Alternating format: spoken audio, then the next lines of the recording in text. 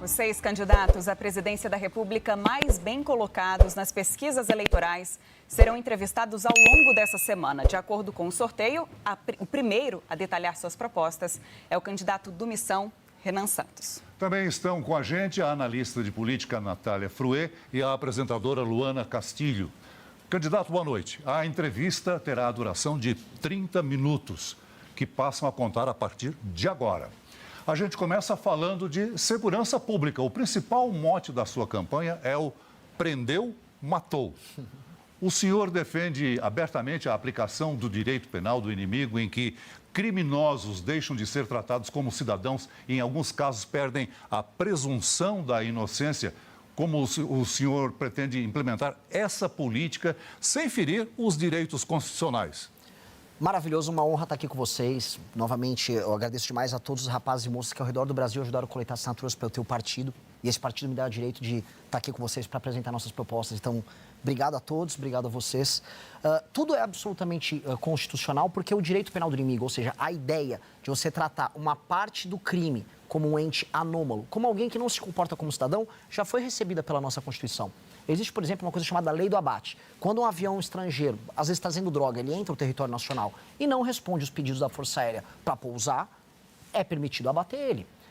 Nós temos outros institutos, por exemplo, a lei antiterror no Brasil. A lei antiterror traz a ideia de direito penal do inimigo. Então, se uma pessoa está andando com uma bomba, está indo lá para a Praça da Sé, no centro de São Paulo, e você sabe que essa pessoa pertence a uma organização terrorista, você pode atuar, ou seja, se antecipa a pena para prender ele ou para, eventualmente, abater ele, caso seja o caso. Então, a ideia do direito penal do inimigo é tratar de maneira diferente quem age de maneira muito diferente, quem está permanentemente violando direitos humanos, como é o caso dessas facções. E é o que nós vamos fazer, nós vamos implementar o direito penal do inimigo. Inclusive já passou, a lei antifacção no Brasil, já antecipando uma parte do que nós vamos fazer. E aí no nosso governo nós vamos atuar de maneira muito dura, porque nós temos 1 ano para destruir esses caras. Esses caras estão tornando a vida dos brasileiros um inferno e nós precisamos, em 1 ano, destruir as facções, deixar eles quebrados financeiramente, quebrados moralmente, e devolver os territórios que foram tomados por eles, ou seja, cidades inteiras, bairros inteiros, para a população brasileira. Se eu fizer isso, eu terei tido sucesso. Agora, no lançamento da campanha, os seus apoiadores acabaram entoando prendeu ou matou? Não há aí um problema de comunicação, já que o senhor diz que não é bem assim? É que assim, a ideia do prendeu ou matou surgiu quando um rapaz, acho que foi um empresário, estava no Parque do Povo, que é um parque que tem aqui em São Paulo, e ele foi assaltado, tomaram o celular dele, e no exato momento que ele entrega o celular para o bandido dá um tiro nele e mata. Ou seja, eu fiquei com muita raiva, eu falei, o que eu faço com um sujeito desses? Eu vou recuperar um bandido desses? Não. O destino dele é prender ou matar. Porque é verdade, diante de um assalto armado, o que você pode fazer? A única coisa justa, séria, a se fazer com um cara desses é ou levar ele preso para ficar muito tempo na cadeia, ou ele morrer. Uma pessoa fala, não, Renan, mas ele pode tomar um tiro da polícia e apenas se machucar. Tudo bem, ele vai se machucar e depois ele vai ser levado para a prisão. Agora, não pode ter terceira opção. Hoje, no Brasil, a gente viu prender ou soltou. O bandido vai preso, fica um pouquinho na cadeia e termina solto. Um cara que agride a esposa, a namorada, acaba detido, volta solto. Uma pessoa que pratica crimes sexuais com uma criança, pega uma pena pequena e volta solto. A pessoa se ficou presa cometendo esses crimes que são atrocidades, elas precisam ficar presas de verdade. E quando resolverem enfrentar a polícia, usar arma contra a polícia ou contra qualquer cidadão, a polícia tem o direito sagrado de apontar a arma para aquele vagabundo e fazer ele se tornar uma massa de carbono disforme. Agora, outro ponto importante é a construção de superpresídios. Qual será o custo disso? Como é que será pago a construção disso? E o que garante que inocentes jovens da periferia não sejam mortos ou presos por engano? Olha, hoje, mortos por engano, eles já estão sendo. Um menino na periferia que é assaltado, às vezes ele toma um tiro do bandido, como acontece diariamente. A maior parte das pessoas que morrem nas mãos do crime organizado, em geral, são rapazes negros, pardos, em geral de bairros periféricos e regiões pobres do Brasil. As estatísticas mostram isso. Então já está acontecendo isso. Essa pessoa já está morrendo nas mãos do crime. Agora, ela vai ter a certeza de que o Estado vai agir para proteger ela. Nós nunca podemos garantir 100% que numa guerra não haverá uma pessoa inocente que possa sofrer, porque sempre acontece. Agora, hoje a única certeza que a gente tem é que a pessoa inocente vai sofrer. E a única certeza que o bandido tem é que ele vai ficar tranquilo. A gente vai inverter esse jogo. Se você é o bandido, você vai acabar morrendo, eventualmente, ou vai ficar preso por muito tempo. É só isso. Sobre o presídio, que é uma ótima pergunta. Nós vamos gastar cerca de 2 a 3 bilhões de reais construindo as vagas que nós precisamos. O Brasil precisa de 300 a 500 mil vagas de presídio, novas. Até porque eu quero respeitar os direitos humanos, como ficam falando, tem um programa Pena Justa agora. Vai ter um presídio, o cara vai ficar na cela dele, quieto por muito tempo. Vai custar dinheiro? Vai, Mas, precisa. candidato, o Brasil tem hoje a terceira maior população carcerária do mundo, só perde para a China e Estados Unidos. Há quem diga que o problema não é prender, se prende, mas não se prende quem comanda essas facções. Mas quem diz isso, em geral, são ONGs, instituições que, inclusive, recebem dinheiro de fora para dizer para a gente que a gente está prendendo pouco. E aí eu vou fazer o quê, então? Tem 1 milhão de presos hoje no Brasil. Tem 1 milhão de pessoas condenadas. Agora, presos não tem tudo isso. 964 então, nós mil. precisamos fazer mais 300 mil vagas para prender essas pessoas. O que nós precisamos urgentemente fazer para complementar?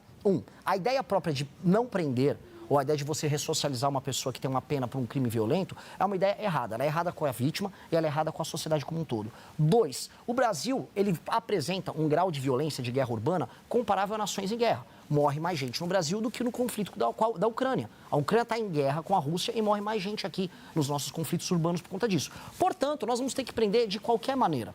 O fato de o Brasil tem uma das maiores populações carcerárias do mundo. Infelizmente, vai ter que prender ainda mais. Porque se tivesse bom e se essas pessoas na rua estivessem fazendo bem para os outros, não estava todo mundo com sensação de segurança. As pesquisas mostram hoje que a maior preocupação eleitoral agora é com segurança. O cidadão não se sente seguro. E veja só, olha só, esse é um ponto muito interessante. São Paulo, provavelmente, ano que vem, vai apresentar índice de homicídio a cada 100 mil habitantes menor do que os Estados Unidos da América. Vai cair para uma taxa de 4, alguma coisa. Mas mesmo assim, alguém está seguro para andar em São Paulo? Não. Por quê? Porque os assaltos em que o bandido vai, é pego, retorna, continuam. Houve um crime horroroso agora em que um menino de 10 anos tomou um tiro no meio do peito por conta de um bandido que estava assaltando a aliança. E por que ele assalta a aliança? Porque ele sabe que se ele for pego, nada acontece. Então ele vai precisar ser pego e vai ficar na cadeia por muito tempo. Ponto. É uma questão de política pública, mas uma questão de justiça. Porque eu quero que a família daquela criança saiba assim, o presidente Renan pegou esse cara nunca mais vai sair da cadeia. Esse cara vai ficar muito tempo, esse cara não vai ver mais a juventude dele, a vida desse cara está acabada. Porque isso é uma questão de coesão social. Se eu não entregar o senso de justiça para as pessoas, se eu não entregar para as pessoas, em alguma medida, uma vingança pelo mal que foi feito contra elas, de que serve o Estado? O Estado brasileiro se torna uma inutilidade que só cobra impostos. Candidato, eu queria continuar nesse tema da segurança pública. Ainda, nesse contexto, há uma discussão muito grande hoje em torno das facções criminosas, especialmente depois da classificação do PCC e do Comando Vermelho como grupos terroristas por parte do governo norte-americano, governo de Donald Trump. Alguns países da América do Sul têm aprofundado acordos com o governo dos Estados Unidos, como é o caso do Equador, da Colômbia e de outras nações, especialmente as governadas pela direita. Eu te pergunto, o senhor é favorável a ações militares norte-americanas dentro do território brasileiro para combater essas facções criminosas? Nunca. Eu acho isso humilhante para a gente. Humilhante. O Brasil tem todas as condições. Então o senhor é contra essa classificação? Eu sou contra você aceitar a ideia de que os Estados Unidos têm que tutelar a nossa luta contra o crime. Eu acho isso humilhante para a gente como nação. É humilhante para os nossos policiais. Ou seja, os nossos policiais estão enfrentando o crime organizado há décadas. Agora, não, os Estados Unidos vão fazer isso para nós. Gente, não. A gente tem que ter acordo de cooperação com os Estados Unidos da América. A gente tem que ter acordo não só com eles, tá? A Holanda, por exemplo, recebe boa parte da droga que o PCC manda de São Paulo, pelo Porto Santos, para a Europa. Ora, vai ter que ter acordo de cooperação com a Holanda também. Nós vamos ter que ter uso de inteligência. Numa boa. Aceito cooperação de toda sorte com os Estados Unidos ou qualquer um. Agora, quem vai destruir o crime no Brasil tem que ser o Brasil. É uma questão de soberania. Sobre isso, no seu livro amarelo, que é o plano de governo de 60 páginas... Não é mais. É 460. Não, total, mas o plano de governo registrado no TSE são 60. O senhor fala de dissolução de entidades públicas ou privadas infiltradas pelo crime organizado.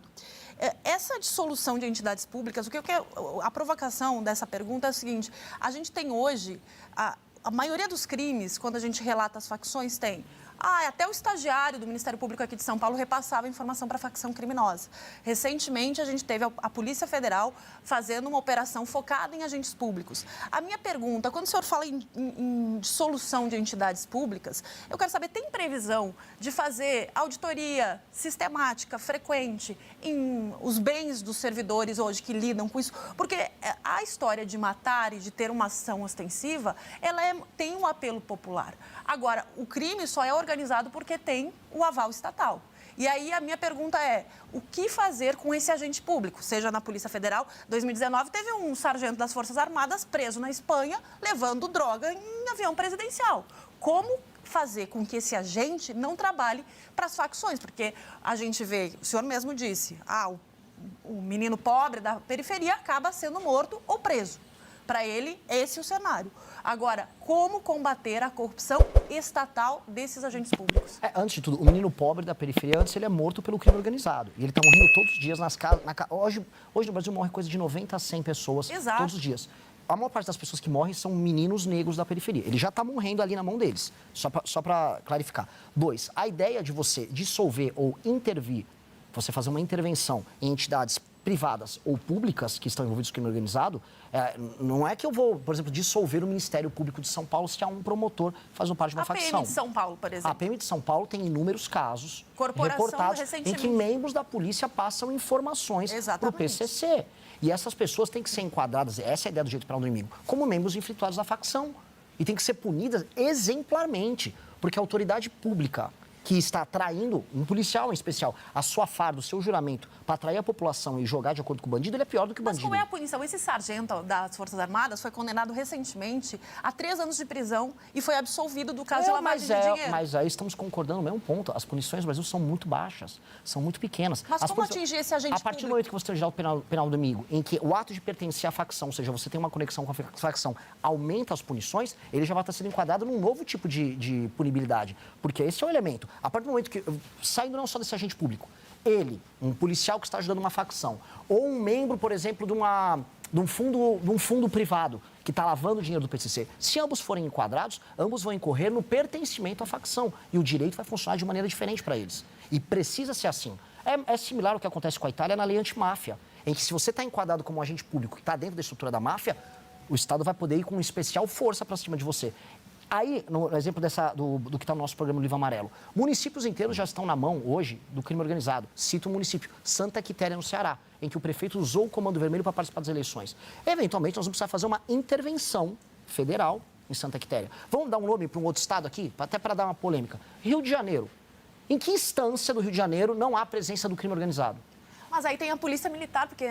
mas eu cito a Polícia Militar, mas vamos citar também a Assembleia Legislativa do Rio de Janeiro. Mas como acabar com essa corrupção da Polícia Militar? A capacidade de investigação, o Estado vai ter que investigar. O problema é que a infiltração no Rio de Janeiro foi gigantesca. Ela acontece na Polícia Militar, sim. Ela também acontece na Civil, menos, mas sim. Ela acontece no Legislativo, muito.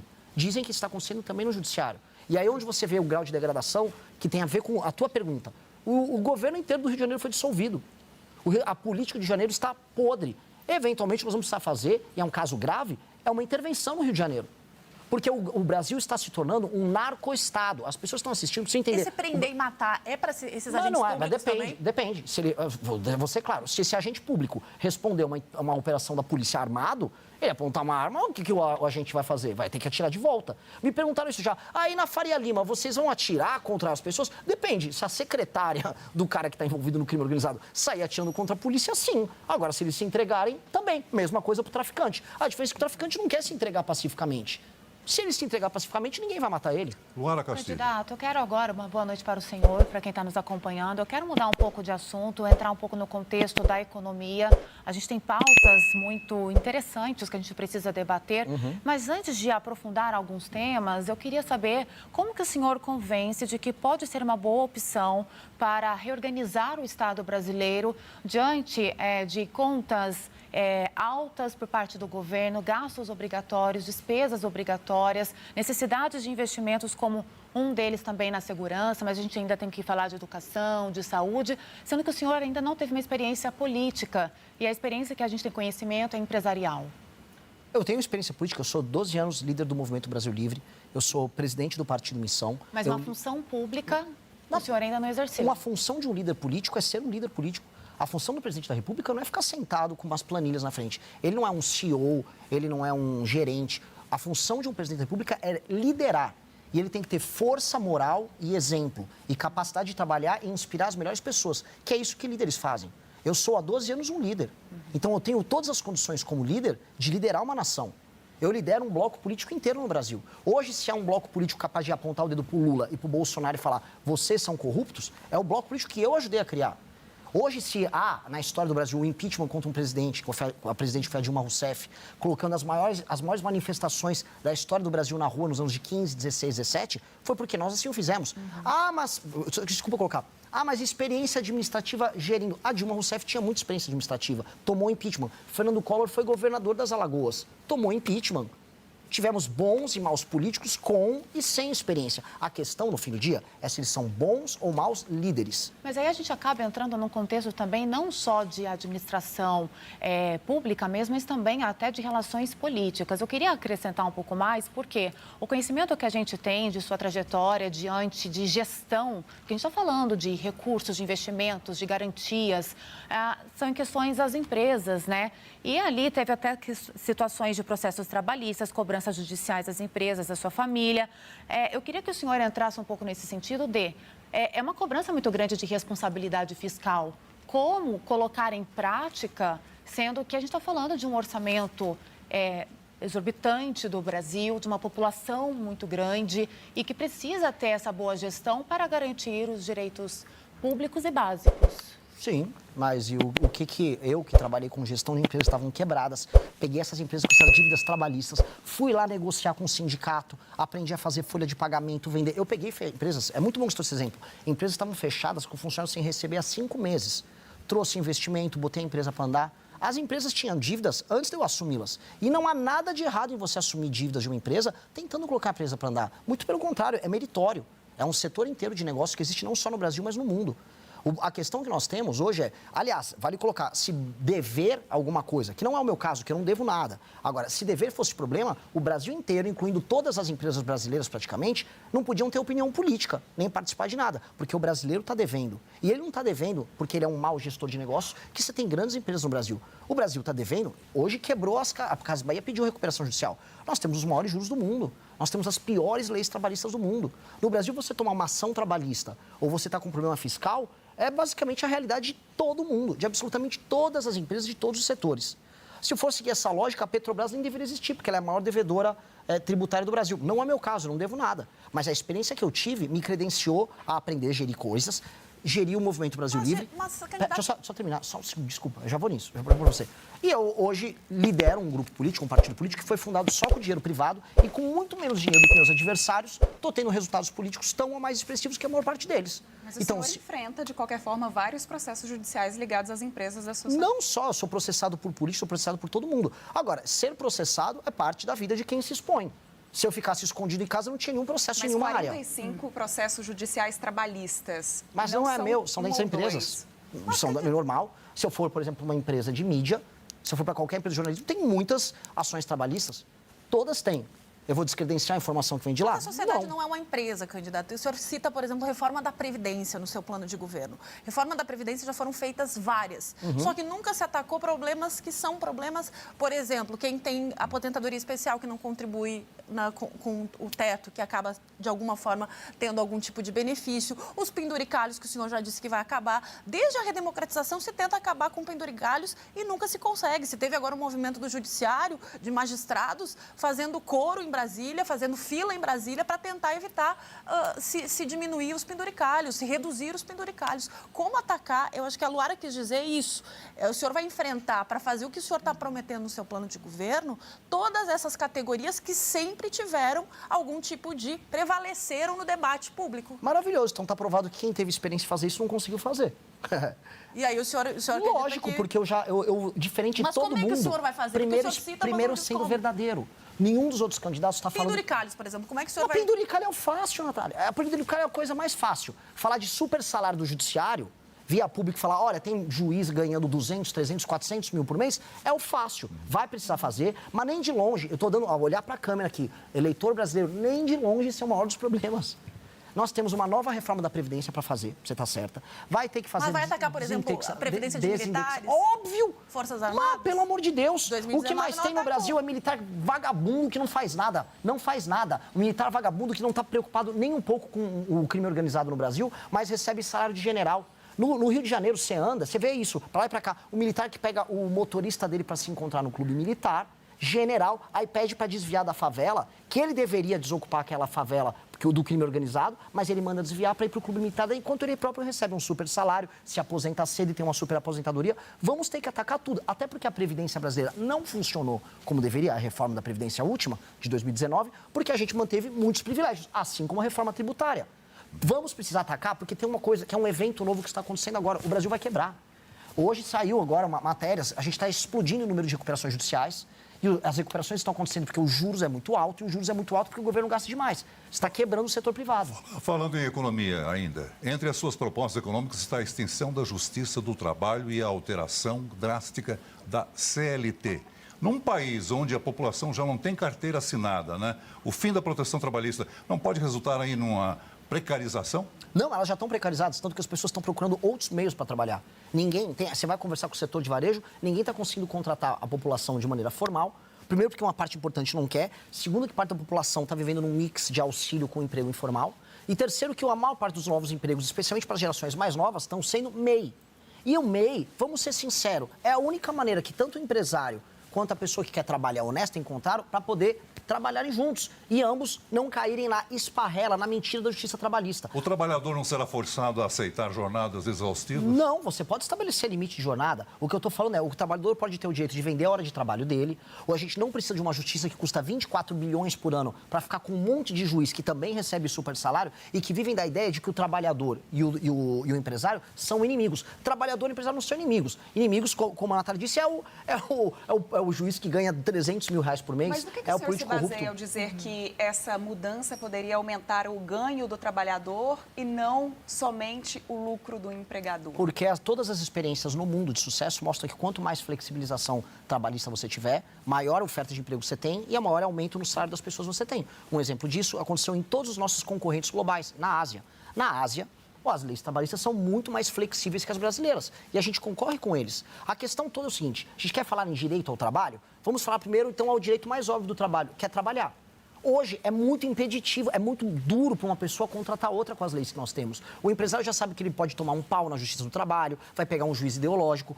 O trabalhador sabe que a quantidade de dinheiro que não fica com ele, mas vai para o governo é gigantesca. O trabalhador prefere a informalidade ou o MEI, porque hoje CLT é só imposto. Mas o senhor não concorda que hoje o trabalhador ele tem o direito de escolher o que é mais benéfico para ele, se ele vai ser um MEI, se ele vai ser um CLT, ele está no direito dele de escolher. A partir do momento que acaba essa garantia, ele não acaba sendo obrigado a aceitar qualquer condição de trabalho. E digo mais, por exemplo, a gente tem realidades de muitas mulheres, mães, solo, que precisam trabalhar, ou então, quando está no momento de gestação, precisa da licença. Como ficariam garantias e direitos dessa população que também não pode aceitar qualquer coisa? Vamos começar pelo final, que é bem importante que você colocou. Mãe, mulher, numa cidade que está nascendo cada vez menos gente, o ato da maternidade ele tem que ser incentivado. Legislação que proteja as mulheres nesse sentido tem que ser incentivada.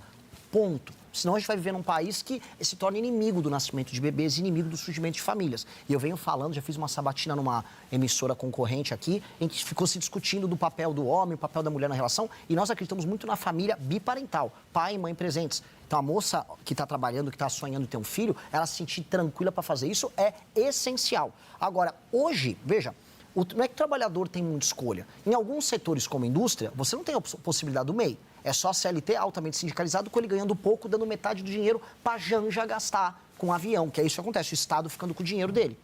Outra coisa que acontece é, se você não é competitivo, porque as nossas legislações, em especial a trabalhista, são muito antiquadas, é uma lei dos anos 40 do século passado, a gente não vai conseguir concorrer com o mundo. Então, a gente não consegue fazer produtos num preço para competir com o resto do mundo. É por isso que surgiu a taxa da blusinha. As empresas brasileiras não conseguem concorrer com as empresas de fora. Então, a legislação trabalhista, ela é muito custosa. Nós temos que fazer existir uma legislação que o custo caia. E o custo, na sua maioria, é governo. Não é o salário da pessoa que fica líquido na conta. É do governo. A gente precisa criar uma legislação que contratar uma pessoa formalmente custe muito, mas muito menos. Mas se o governo vai arrecadar menos, como que ele vai continuar investindo, ainda mais que tem muitos gastos obrigatórios cada vez mais altos? Ele vai arrecadar mais. Porque como as pessoas estão na informalidade, o governo não está arrecadando nada.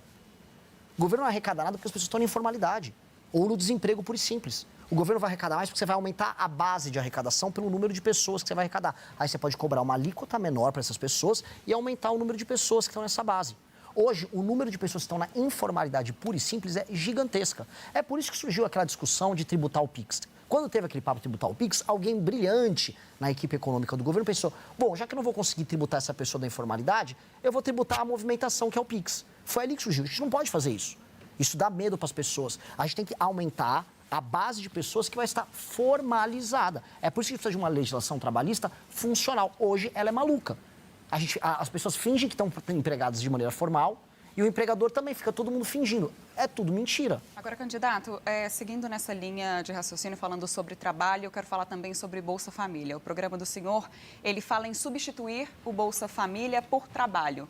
Hoje em dia, o programa Bolsa Família, ele já prevê a chamada regra de proteção, que é aquele mecanismo que permite que as pessoas comecem a trabalhar, continuem recebendo o benefício por um tempo, até que estejam, de fato, consolidadas ali no mercado do trabalho. Isso permite uma transição segura e gradual, né? Como é que o senhor pretende, então, acabar com o Bolsa Família, transformar tudo isso sem comprometer o mínimo que essa população mais vulnerável recebe, que muitas vezes é o que garante o pão ali de cada dia, o pão, o leite das crianças? Aqui não é exatamente isso que nós vamos fazer. Então, para quem está nos assistindo, vocês precisam entender. Essa transição tem que ser mantida. É um programa que já existe. Sim, mas não é isso. Reconhecido pela ONU, né? E não é disso que nós estamos falando. O nosso programa fala o seguinte: o Brasil está sendo um lugar pobre, muito pobre, que as pessoas vivem de Bolsa Família. Ponto. Está aumentando o número de pessoas no Bolsa Família. Ponto. As pessoas em algumas regiões do Brasil, região Nordeste, no Nordeste, 4 a cada 10 domicílios estão no Bolsa Família. Ou seja, o Brasil está empobrecendo, e qualquer lugar em que aumenta o número de pessoas vivendo de assistência significa que é um lugar falido, quebrado. A maior parte dos municípios, eu tive assim, a honra de visitar os lugares mais pobres do Brasil. Fui nos municípios mais pobres, Marajá do Sena, fui lá em Melgaço, na Ilha do Marajó.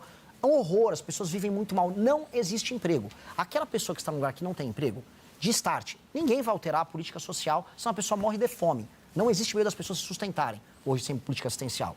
Dito isso, nós não podemos continuar vivendo num país em que as pessoas precisam de um dinheiro que cai no cartãozinho dela lá, que ela pega no CRAS, para ela poder sobreviver. O Estado tem que levar frentes de trabalho, o Estado tem que criar zonas econômicas especiais e o Estado tem que levar a possibilidade de trabalhar, especialmente para as pessoas mais jovens, porque aí tem muito homem, muita moça jovem, às vezes sem filhos, que querem ter o benefício assistencial, querem pegar um bico e ficar em formalidade. Aí uma empresa não consegue contratar ela. Aí você fica num impasse, o agricultor não consegue contratar, aquela pessoa fica vivendo na casa dos pais. Existe um método, um modo de vida ligado a isso que precisa ser superado. Até porque isso está custando para quem? No fim do dia. Está custando para o trabalhador, para o entregador de moto que está nos assistindo e que está pagando um imposto caríssimo e nem está aguentando mais. Os impostos estão caros, os juros estão caros porque a gente não está conseguindo sustentar isso. Então a conta está ficando em quem trabalha. Eu primeiro vou salvar quem está trabalhando. Quem está pagando a conta precisa ser salvo. Eu não vou deixar ninguém que está no município que tem Bolsa Família morrer de fome. Só que eu vou levar o emprego para lá. Vou levar o trabalho, nem que seja com frente de trabalho, igual o Roosevelt. O senhor mantém, então, para a extrema pobreza até fazer a transição. Até fazer a transição. Só que o Estado brasileiro não vai mais ser um Estado malandro, porque os governadores, prefeitos e presidentes são malandros, que vai ficar só, dá mais Bolsa Família, porque quem recebe Bolsa Família não cobra o político. Quem recebe Bolsa Família, quem está preso nisso, não tem coragem de cobrar o político. Então, o que nós vamos fazer? Eu vou levar frente de trabalho, igual o presidente dos Estados Unidos, Roosevelt, fez na crise de 29, e ali as pessoas vão trabalhar em recapeamento urbano, vão trabalhar construindo o Estado. O homem que chegou no CRAS e falou, quero meu Bolsa Família, e tem uma opção de frente de trabalho para ele trabalhar, se ele não quiser frente de trabalho, ele não vai ter direito ao Bolsa Família. Porque isto é a única forma de respeitar, aí sim, a dona de casa, a mulher que está começando a trabalhar, o entregador, que estão pagando um imposto altíssimo, que vão no mercado e encontram o produto mais caro, e que estão pagando pelo trabalho dos outros. Eu tenho que respeitar essas pessoas. Antes de tudo, quem está pagando a conta vem antes de tudo para mim. Quem paga a banda escolhe a música. Só no Brasil, que quem não paga a banda escolhe a música. Então, os estados mais deficitários, os estados que trabalham menos, ou mesmo uma população que hoje tem a população pobre que precisa ajudar, mas tem uma população que meio que se escora no auxílio, eles não vão mais definir o destino do país. Tem que ser quem está trabalhando. Candidato, nosso tempo está acabando. Eu queria fazer uma última pergunta bem rápida para o senhor, porque no plano de governo o senhor propõe uma série de mudanças, de reformas bem radicais que precisaria do apoio do Congresso Nacional. Como é que o senhor pretende negociar com o Congresso, que é dominado pelo Centrão, e que o senhor tanto critica e tanto faz críticas, né, constantes, inclusive agora na campanha eleitoral? Como que o senhor vai negociar? O senhor vai ceder ao Centrão? Não, eu vou usar o Centrão. Porque, infelizmente, e essa Mas o senhor acha que o Centrão vai se deixar ser usado pelo senhor? Aí vai da minha habilidade e da habilidade do meu grupo político em trabalhar com isso. Eu vou precisar utilizar o Centrão para passar nossas propostas. A primeira coisa é... Mas o senhor vai comprar o Centrão? Como é que o senhor vai Não fazer comprar essa não, porque eu não negociação? sou bandido. O que eu vou fazer é muito simples. Eu vou negociar com o Centrão e vou fazer igual em repúblicas sérias. Mas Eu vou, negocia como? eu vou compor o governo. Essa prática já existe hoje. Não.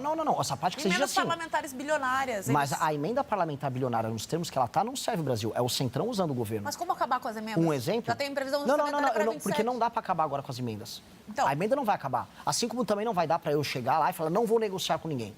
Seria a coisa mais fácil falar aqui para a câmera, como um outsider, eu não vou negociar com ninguém. Vou negociar. Só que eles vão negociar nos nossos termos. Até porque eles já estão sendo investigados pelo TSE, pelo STF, pela roubalheira das emendas. Eu vou colocar um bom PGR para investigar tudo isso, para o STF de político vagabundo que está roubando dinheiro com emenda, ser preso. E de resto eu vou negociar republicanamente, não com ladrão, mas vou ter que negociar. Candidato, nós temos 15 segundos. Eu vou fazer uma única pergunta para encerrar. O senhor já tem um nome para o Ministério da Fazenda, caso seja eleito? Não vou citar agora. Já tem? Já, mas não posso citar hoje. Senão eu entrego meu evento, vou estragar meu evento. Nosso tempo chegou ao fim, candidato. Obrigado. Obrigado, candidato. Logo mais às 15. Curtiu o vídeo? Não esqueça de se inscrever e deixar sua curtida. Obrigado.